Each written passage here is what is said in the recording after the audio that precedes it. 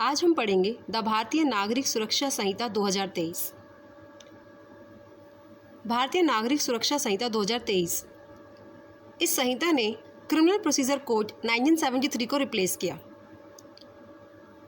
इसकी प्रेम्बल बोलती है to consolidate and amend the law relating to criminal procedure. वो सारे लॉ जो क्रिमिनल प्रोसीजर से रिलेट करते हैं उन सबको एक जगह कंसोलिडेट करना और अमेंड करना। तो यहाँ पे दो चीज़ें बहुत इंपॉर्टेंट हैं।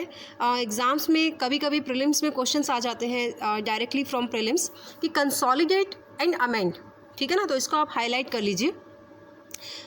प्रेम्बल का मतलब होता है उद्देश्य, जो एक छोटे शब्दों में पूरे एक्ट का या पूरी संहिता का या कोड का उद्देश्य बता दे, ठीक है ना। चलिए, ये पार्लियामेंट के द्वारा 74th year of the Republic को इनेक्ट हुआ। चैप्टर नंबर 1 बात करता है प्रिलिमिनरी के बारे में। Section 1 short title extend and कॉमेंसमेंट। This act may be called the भारतीय नागरिक सुरक्षा संहिता 2023। इस एक्ट को भारतीय नागरिक इस कोड को, इस संहिता को इंग्लिश में कोड बोलते हैं। इस संहिता को भारतीय नागरिक सुरक्षा संहिता 2023 कहा जाता है। The provisions of this Sahita, other than those relating to Chapter 9, 11 and 12, thereof shall not apply to the state of Nagaland, to the tribal areas। इसका मतलब क्या है कि इस संहिता के जो प्रोविजंस हैं, इस संहिता के जो प्रावधान हैं, वो चैप्टर 9, 11 एंड 12 को छोड़कर स्टेट ऑफ नागालैंड और ट्राइबल एरियाज़ पर अप्लाई नहीं होंगे। हम दूसरे शब्दों में इसे ऐसे भी बोल सकते हैं कि चैप्टर 9, 11 और 12 तो अप्लाई होंगे, बाकी जितने भी प्रोविजंस हैं वो अप्लाई नहीं होंगे। बट यहाँ पे प्रोवाइजो है, एक्सेप्शन है। But the concerned state government by notification apply such provisions or any of them to the whole or part of the state of Nagaland or such tribal areas as the case may be, with such supplemental, incidental or consequential modifications as may be specified in the notification। Simple सा इसका मतलब ये है कि भाई पहली बात तो जो इस संहिता के जितने भी प्रोविजंस हैं वो स्टेट ऑफ नागालैंड और ट्राइबल एरियाज़ पे अप्लाई नहीं होंगे। लेकिन 3 एक्सेप्शन ये है कि चैप्टर 9, 11 और 12 अप्लाई हो सकते हैं। लेकिन जो अदर प्रोविजंस हैं उसके रिगार्डिंग स्टेट गवर्नमेंट को ये पावर दी गई है कि वो किसी बाय नोटिफिकेशन के द्वारा वो किसी भी प्रोविज़न को पूरे स्टेट पे अप्लाई कर सकती है या स्टेट के एक छोटे से पार्ट पर अप्लाई कर सकती है। कौन से स्टेट पे? स्टेट ऑफ नागालैंड और स्टेट ऑफ नागालैंड और ट्राइबल एरियाज़ पर। अब नाउ क्वेश्चन आता है एक्सप्लेनेशन। इन दिस सेक्शन, इस सेक्शन में tribal areas means the territories which immediately before the 21st day of January 1972। अच्छा, हम सबको पता है कि ट्राइबल एरियाज़ का क्या मतलब होता है। ट्राइबल एरियाज़ का मतलब होता है आदिवासी क्षेत्र। तो वो आदिवासी क्षेत्र, वो टेरिटरीज़ जो immediately 21st day of January 1972 से पहले किसमें इंक्लूड की गई? ट्राइबल एरियाज़ ऑफ असम में, जिनका रेफरेंस हमको पार्ट 26 शेड्यूल के पार्ट 20 में मिलता है, ठीक है ना।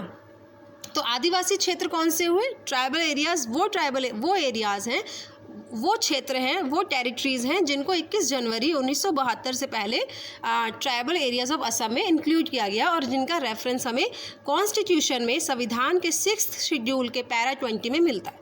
लेकिन इसमें शिलोंग की म्यूनसिपैलिटीज़ के लोकल लिमिट्स इंक्लूड नहीं हैं। अब यहाँ से एक सीधा क्वेश्चन ये आता है कि भाई पहली बात तो वो आपसे डेट्स पूछ सकते हैं। जो डेट लिखी है 21 जनवरी 1972, अभी राजस्थान का प्रीलिम्स हुआ 2025 में, उसमें डायरेक्टली ये डेट पूछी हुई थी। पहले तो आप इसको हाईलाइट कीजिए। सेकेंड, आप हाईलाइट कीजिए para 20 of the 6th schedule to the constitution. और तीसरा क्या हाईलाइट करना है, आपको ये याद रखना है कि भाई इसमें क्या इंक्लूड नहीं होता। तो इसमें शिलोंग की म्यूनसिपैलिटी जो है वो इंक्लूड नहीं होती।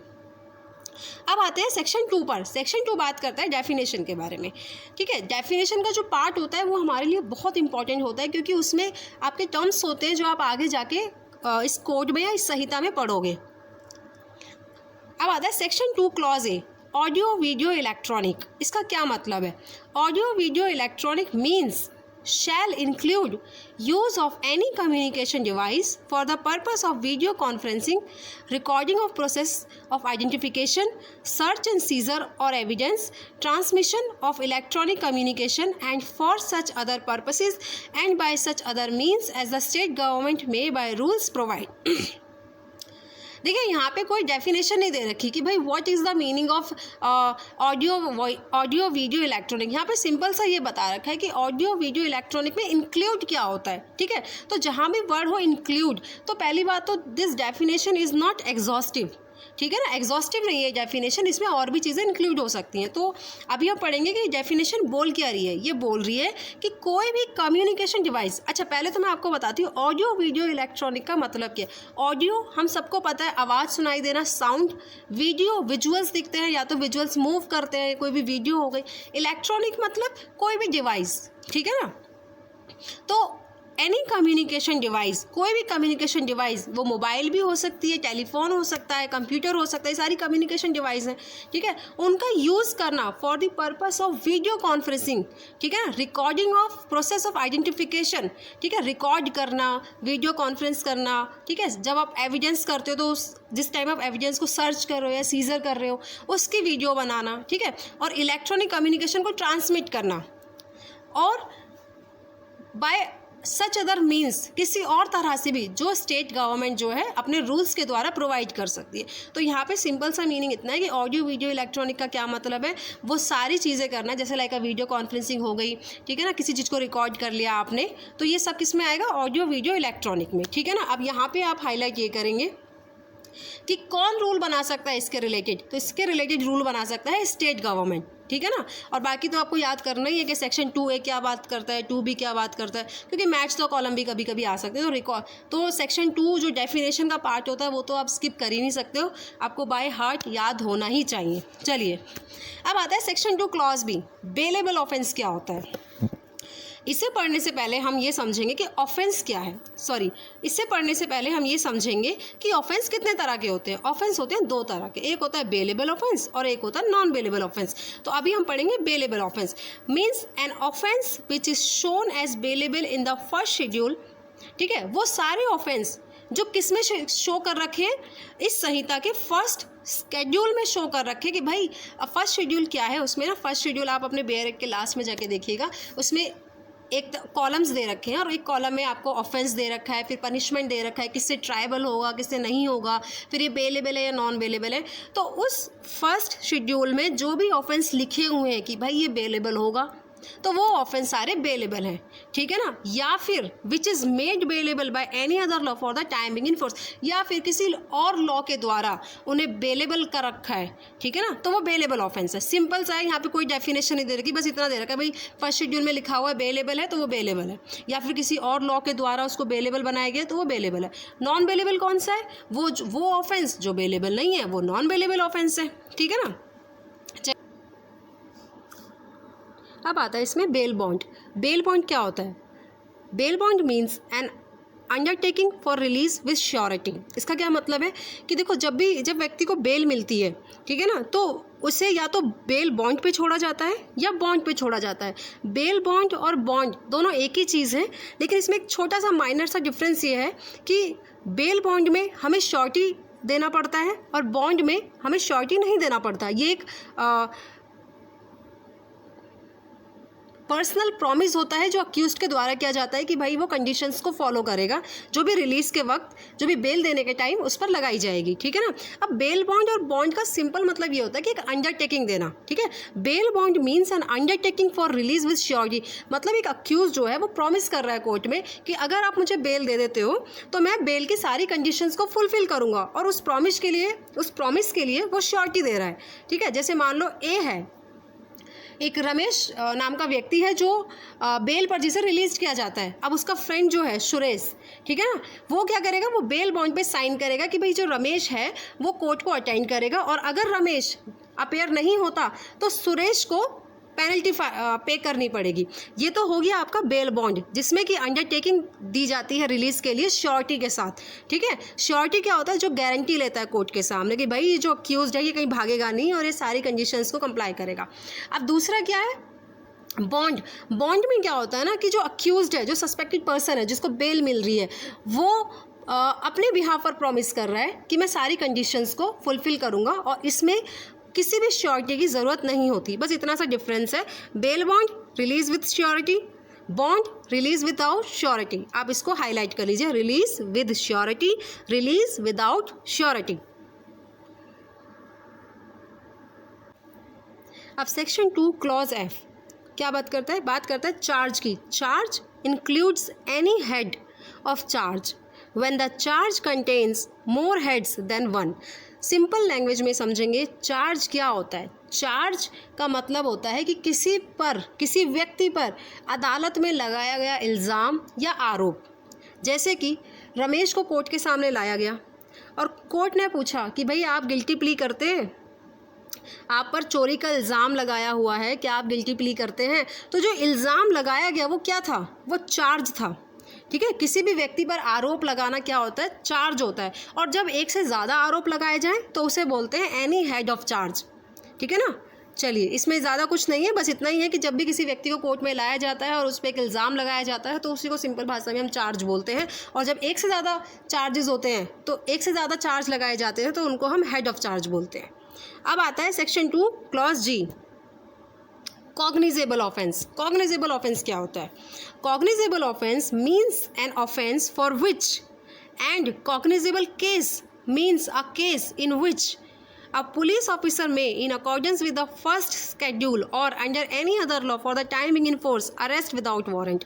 Cognizable offense and cognizable case वो केसेस होते हैं जो फर्स्ट शेड्यूल के अनुसार जो पुलिस ऑफिसर है, ठीक है, और किसी अदर लॉ के अनुसार जो अभी फोर्स में है, अरेस्ट कर सकता है किसी भी व्यक्ति को विदाउट वारंट। मतलब उसे मैजिस्ट्रेट से परमिशन लेने की ज़रूरत नहीं है। अगर उसके पास कॉग्निजेबल ऑफेंस या कॉग्निजेबल केस की सूचना मिलती है, किसके पास? पुलिस ऑफिसर के पास, तो उसको मजिस्ट्रेट के पास जाने की ज़रूरत नहीं है कि भाई मेरे को बताओ, मेरे को वारंट इशू करो ताकि मैं उसको अरेस्ट करूं। वो विदाउट वारंट इशू वो अरेस्ट कर सकता है। और नॉन कॉग्निजेबल ऑफेंस क्या होता है? अब नॉन कॉग्निजेबल ऑफेंस क्या होता है? नॉन कॉग्निजेबल ऑफेंस दे रखा है सेक्शन 2 क्लॉज ओ में, means an offence in which a police officer has no authority to arrest without warrant.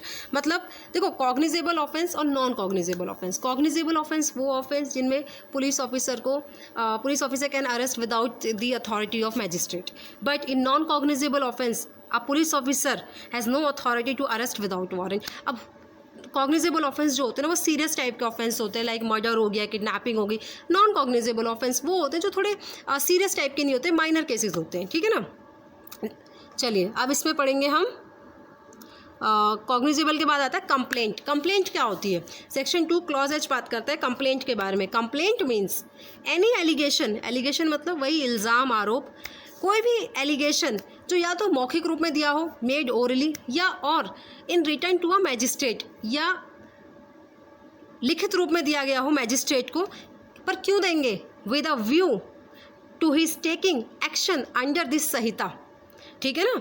That some person whether known or unknown has committed an offence but does not include a police report. इसका simple सा मतलब ये है कि complaint का मतलब होता है शिकायत पत्र।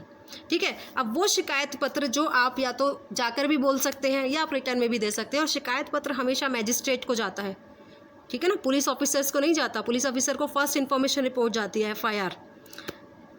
तो शिकायत पत्र हमेशा मजिस्ट्रेट को जाएगा। और मजिस्ट्रेट को क्यों जाता है?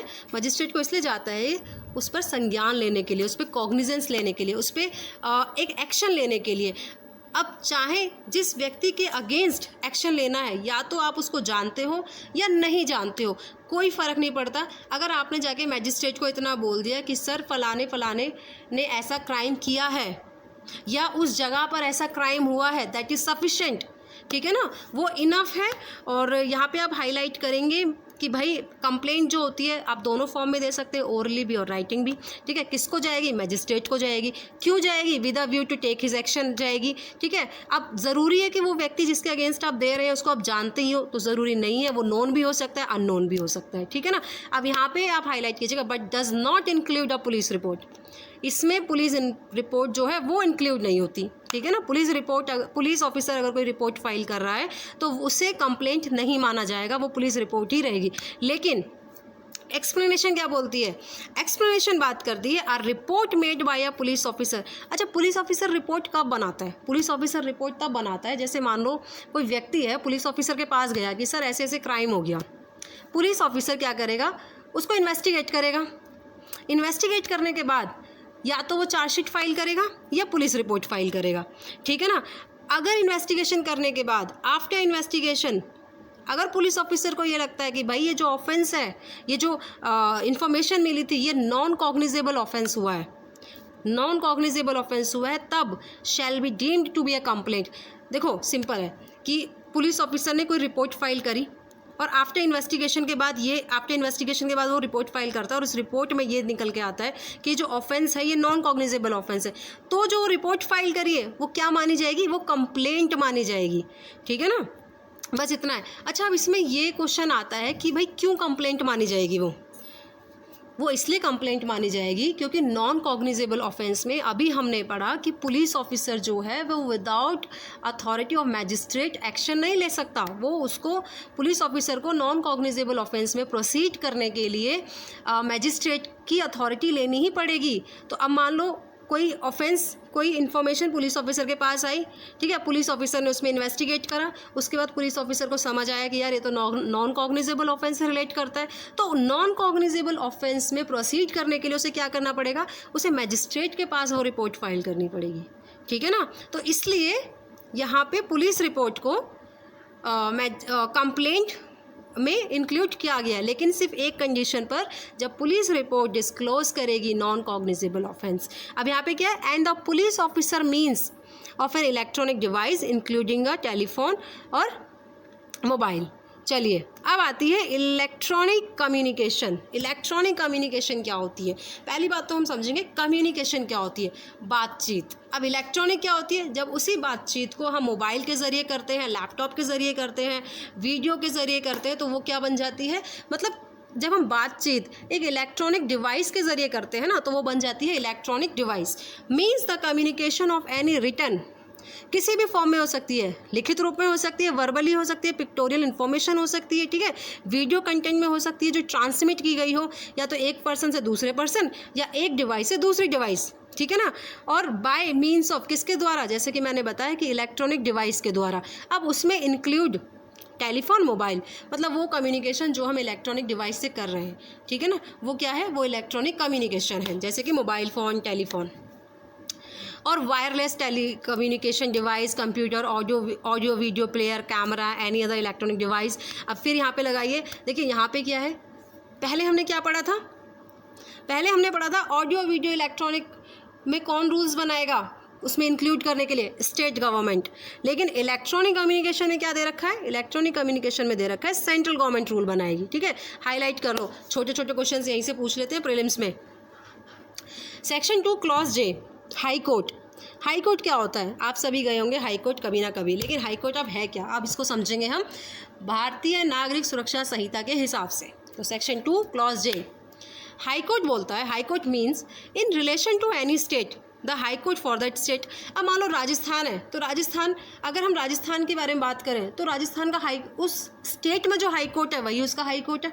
जब हम स्टेट के रिलेशन के बारे में बात करेंगे तो उस स्टेट के लिए जो हाई कोर्ट है वही हाई कोर्ट है। In relation to union territory, जब हम यूनियन टेरिटरी के बारे में बात करेंगे, to which the jurisdiction of the high court for a state has been extended by law the high court. देखो यूनियन टेरिटरी का क्या होता है ना, अपना तो होता नहीं है हाई कोर्ट, तो उसको तो स्टेट को पावर दे दी जाती है कि भाई आपका जो जुरिस्डिक्शन है वो इंक्लूड कर रहा है यूटी को भी। तो जिस यूटी में स्टेट को पावर दे दी गई है कि आपके केसेस भी यही देखेंगे, तो वहाँ पे क्या होगा, वहाँ पे उसी स्टेट का हाई कोर्ट माना जाएगा। लेकिन जिस यूटी में अगर कोई अदर यूटी है, ठीक है ना, तो वहाँ पे क्या माना जाएगा, वहाँ पे माना जाएगा the highest court of criminal appeal, ठीक है ना, ऑफ दैट टेरिटरी। उस टेरिटरी का, जिस यूटी की टेरिटरी, जो यूटी है उस टेरिटरी में जो highest court of criminal appeal होगा वो माना जाएगा उसका कोर्ट। लेकिन इसमें इंक्लूड सुप्रीम कोर्ट नहीं आता, ठीक है ना, इसमें सुप्रीम कोर्ट इंक्लूड नहीं होता। चलिए अब आते हैं section 2 clause K, inquiry. Inquiry means every inquiry other than a trial. Trial को छोड़कर वो सारी इंक्वायरीज जो कंडक्ट की जाती है मैजिस्ट्रेट के द्वारा और कोर्ट के द्वारा, वो इंक्वायरी है, ठीक है ना। Every inquiry other than trial conducted under the संहिता बाय अ मैजिस्ट्रेट और कोर्ट। अब यहाँ पे क्वेश्चन क्या बनता है, पहले तो सीधा सीधा आपसे पूछ लेंगे कि इंक्वायरी किस क्लॉज में दे रखी है, तो सेक्शन 2 क्लॉज के। फिर पूछेंगे कि भाई इंक्वायरी में क्या ट्रायल जो है क्या वो भी इंक्वायरी में आता है, नहीं, अदर देन ट्रायल। तीसरा क्वेश्चन, कौन कंडक्ट करता है? कंडक्ट करता है इसको मैजिस्ट्रेट और कोर्ट। कभी भी पुलिस ऑफिसर कंडक्ट नहीं करता, हमेशा कोर्ट करेगी या मैजिस्ट्रेट करेगा। Now investigation. इन्वेस्टिगेशन क्या होती है? Investigation includes all the proceedings under this Samhita for the collection of evidence conducted by a police officer. मतलब वो सारी प्रोसीडिंग्स जो एविडेंस को कलेक्ट करने के लिए की जा रही है, किसके द्वारा? पुलिस ऑफिसर के द्वारा, या by any person who is authorised bye a magistrate in this behalf, या उस व्यक्ति के द्वारा जिसे मैजिस्ट्रेट ने ऑथराइज किया है। लेकिन इसमें मैजिस्ट्रेट नहीं आएगा, ठीक है। तो हमने पढ़ा इंक्वायरी एंड इन्वेस्टिगेशन। इंक्वायरी कौन कंडक्ट करता है? मैजिस्ट्रेट करता है, कोर्ट करता है। इन्वेस्टिगेशन कौन कंडक्ट करता है? पुलिस ऑफिसर करता है, या कोई और पर्सन भी कर सकता है जिसे मैजिस्ट्रेट ने ऑथराइज किया हो। इन्वेस्टिगेशन का पर्पस क्या है? इन्वेस्टिगेशन का पर्पस ये है for the collection of evidence, ठीक है ना।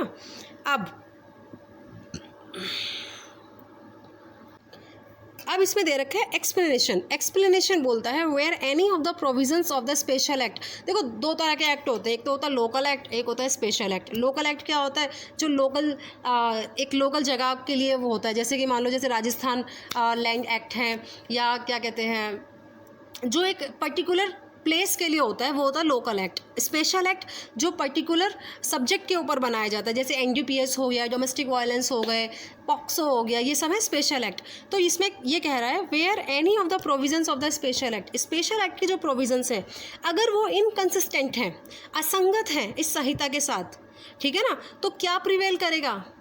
तब प्रिवेल करेगा स्पेशल एक्ट के प्रोविजंस, ठीक है। ये याद रखना, जब भी स्पेशल एक्ट के प्रोविजंस संहिता के साथ इनकंसिस्टेंट हैं तो स्पेशल एक्ट के प्रोविजंस प्रिवेल करेंगे, ना कि इस संहिता के प्रोविजंस। अब आता है section 2 clause N. Local jurisdiction क्या होता है? लोकल जुरिस्डिक्शन ये होता है कि भाई इस कोर्ट का और इस पर्टिकुलर मैजिस्ट्रेट का लोकल जुरिस्डिक्शन क्या है। मतलब सिंपल सी बात है कि मेरी पावर्स कहाँ तक है, ठीक है ना। अगर राजस्थान डिस्ट्रिक्ट जो राजस्थान डिस्ट्रिक्ट जज है उनकी पावर उनके डिस्ट्रिक्ट तक ही सीमित होगी, ऐसा तो नहीं कि वो कहीं बाहर का भी फैसला सुना सकते हैं। तो लोकल जुरिस्डिक्शन हमें यही बताता है कि in relation to a court और मैजिस्ट्रेट, कोर्ट और मैजिस्ट्रेट के रिलेशनशिप में वो लोकल एरिया, ठीक है ना, जहाँ तक कोर्ट और मैजिस्ट्रेट जो है अपनी पावर्स को एक्सरसाइज कर सकते हैं इस संहिता के अंदर, ठीक है ना। और वो सारा एंड सच लोकल एरिया में कंप्राइज, दैट लोकल एरिया जो है वो या तो पूरे स्टेट में हो सकता है या स्टेट के किसी छोटे से पार्ट पर हो सकता है। और कौन इसको नोटिफाई करेगा?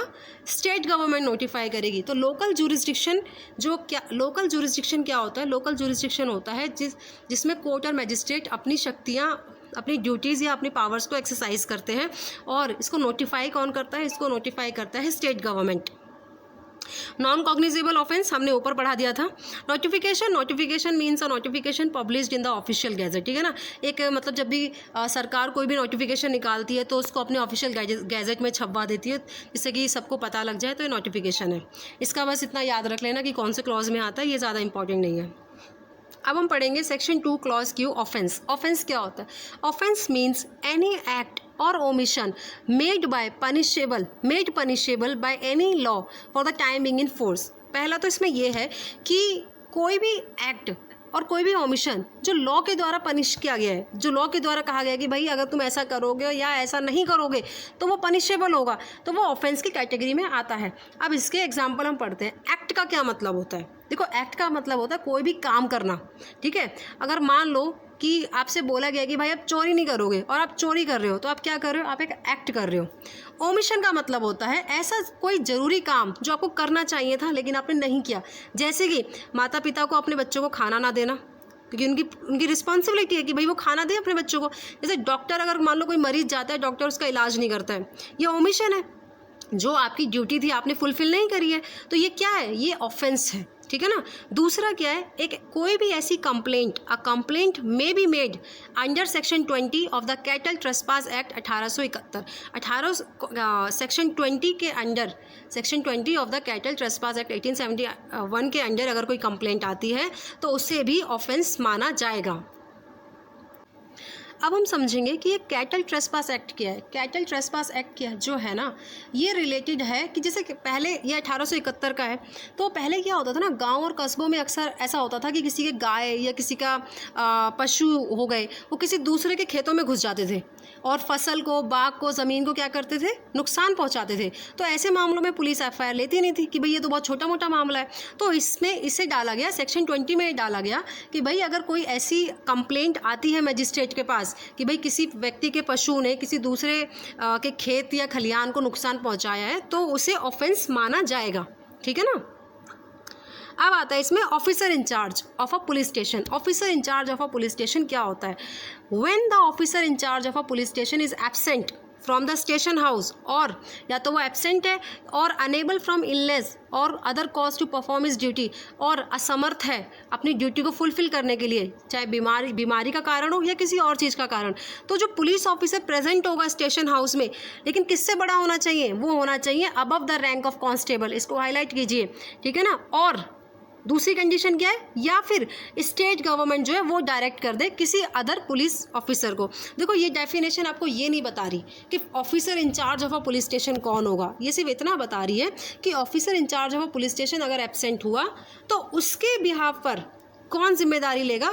ऑफिसर इंचार्ज की। तो कौन लेगा? वो पुलिस ऑफिसर लेगा जो उस वक्त प्रेजेंट होगा स्टेशन हाउस में और कांस्टेबल के रैंक से बड़ा होगा, या स्टेट गवर्नमेंट डायरेक्ट कर सकती है किसी भी अदर पुलिस ऑफिसर को जो प्रेजेंट होगा।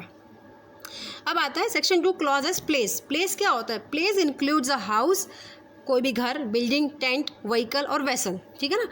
आप जितनी भी डेफिनेशन आप देख रहे हो ना, कहीं भी ये नहीं बता रहे कि मतलब एग्जैक्ट नहीं बता रहे, वो सिर्फ इतना बता रहे कि इसमें क्या क्या इंक्लूड होता है और क्या क्या नहीं होता है। पुलिस रिपोर्ट क्या होती है?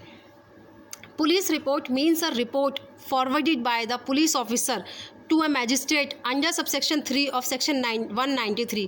देखो हमने पहले भी पढ़ा था पुलिस रिपोर्ट। हमने कब पढ़ा था? हमने पढ़ा था कंप्लेंट में। ठीक है ना, कि भाई police report does not come under the definition of complaint. ठीक है ना। तो मतलब पुलिस तो यहाँ पे क्या दे रखा है? पुलिस रिपोर्ट क्या होगी? जब पुलिस ऑफिसर के द्वारा फॉरवर्ड की गई है मैजिस्ट्रेट को अंडर सेक्शन 193। ठीक है ना। अब section 2 clause you, police station क्या होगा? Police station means any post और प्लेस। ठीक है, कोई भी जगह जो डिक्लेयर की गई है, या स्पेशली किसने डिक्लेयर करी है? स्टेट गवर्नमेंट ने डिक्लेयर करी है कि भाई ये जगह जो होगी वो पुलिस स्टेशन होगी, और ये जो लोकल एरिया है जो स्पेसिफाइड किया है स्टेट गवर्नमेंट ने, ये इसके अंडर आएगा, वो हो गया पुलिस स्टेशन। अब आता है public prosecutor. Public prosecutor means any person appointed under section 18 and includes any person acting under the direction of public prosecutor। वो व्यक्ति जो अंडर सेक्शन 18 ऑफ दिस संहिता में अपॉइंट किया गया है, या कोई भी व्यक्ति जो उसके अंडर एक्टिंग कर रहा है, वो है पब्लिक प्रोसिक्यूटर। इसको हम अलग से भी पढ़ेंगे आगे जाकर, काफ़ी अच्छे से समझेंगे कि पब्लिक प्रोसिक्यूटर क्या होता है, कौन अपॉइंट करता है, कितना एक्सपीरियंस चाहिए। ठीक है ना। अभी के लिए इतना ही इनफ है। अब आता है sub division. Means a sub division of a district. देखो एक डिस्ट्रिक्ट है, उसका डिवीज़न कर दिया तो वो क्या हो गया? सब डिवीज़न हो गया। Summons case means a case relating to an offence and not being a warrant case. ये कह रहा है वो केसेस जो वारंट केस में नहीं आते। ठीक है ना। तो पहले हम पढ़ेंगे वारंट केस, फिर हम पढ़ेंगे समन केस कि वारंट केस क्या होते हैं। वारंट केस होता है, ये आप पढ़िए क्लॉज जेड में। Warrant case means a case, वो केस जो relating to an offence punishable with death. ठीक है ना। Imprisonment for life or imprisonment for a term exceeding 2 years। Simple सी बात है, कोई भी अगर ऑफेंस है और उसकी जो पनिशमेंट है अगर 2 साल से ज़्यादा है और फिर वो डेथ तक हो सकती है। ठीक है ना। वो सारे के सारे क्या होंगे? वारंट केस होंगे। और जो वारंट केस नहीं है वो समन केस होंगे। इट मीन्स जिनकी 2 साल से कम पनिशमेंट है वो होंगे समन केस। ठीक है। अब आता है विक्टिम। विक्टिम कौन होता है? विक्टिम वो व्यक्ति होता है, means a person who has suffered any loss और इंजरी। भाई जिसको लॉस हुआ है, जिसको इंजरी हुई है किसी व्यक्ति के एक्ट और ओमिशन से, किसके? अक्यूज्ड पर्सन के एक्ट और ओमिशन से, वो व्यक्ति विक्टिम है। ठीक है। और मान लो विक्टिम की कभी कभी क्या होती है? डेथ हो जाती है।